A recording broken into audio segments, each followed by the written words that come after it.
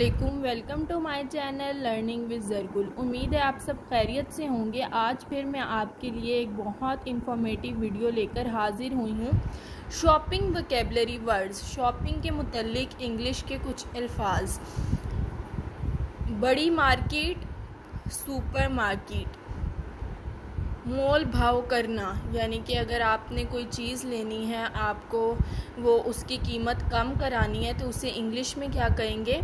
Hegel या bargaining करना। बराए फ़रोख्त, फॉर सेल। ख़रीदना, उसका क्या मतलब होता है? ख़रीदना को हम परचेज़ भी कह सकते हैं और बाय भी कह सकते हैं। बेचना, सेल। तब्दील करवाना, एक्सचेंज। अगर आपने कोई चीज़ तब्दील करवानी हो तो आप इंग्लिश में एक्सचेंज वर्ड यूज़ करते हैं। इस्तात रखना, यानी कि कोई ताकत रखता हो, इतनी उसके पास मालियत हो कि वो चीज़ ख़रीद सके, उसका मतलब अफोर्ड। महंगा, महंगे को हम डियर भी कहते हैं, कॉस्टली भी एंड एक्सपेंसिव भी। महंगा के लिए ये सब वर्ड्स यूज़ किए जाते हैं, डियर, कॉस्टली, एक्सपेंसिव।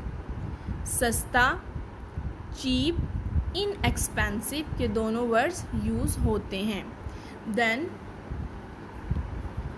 महंगाई को क्या कहा जाता है इंग्लिश में? इन्फ्लेशन। कीमतनामा, यानी कि जो हमें काउंटर से मिल रही होती है या जो हम लोग कोई भी चीज़ परचेज़ करने जा रहे होते हैं तो उसके ऊपर प्राइस टैग लगा होता है, उसे हम उर्दू में कीमतनामा और इंग्लिश में प्राइस टैग कहते हैं। रसीद, अ रेसिप्ट। पहन कर देखना, कोई चीज़ अगर हम ख़रीद रहे हैं, जैसे शॉपिंग करने के दौरान अगर हमने शूज़ ख़रीदे हैं तो हम कहते हैं कि पहन कर देख लें, ट्राई ऑन। कोई चीज़ वापस करके रकम लेना, गेट आ रिफंड। गाहक, कस्टमर। ये बिल्कुल थोड़े से वर्ड्स थे जो कि हम शॉपिंग वोकैबुलरी के दौरान यूज़ कर सकते हैं। इससे रिलेटेड और भी वीडियोस लेकर हाजिर होंगी। तब तक आप ये सब अच्छे तरीके से याद कर लें।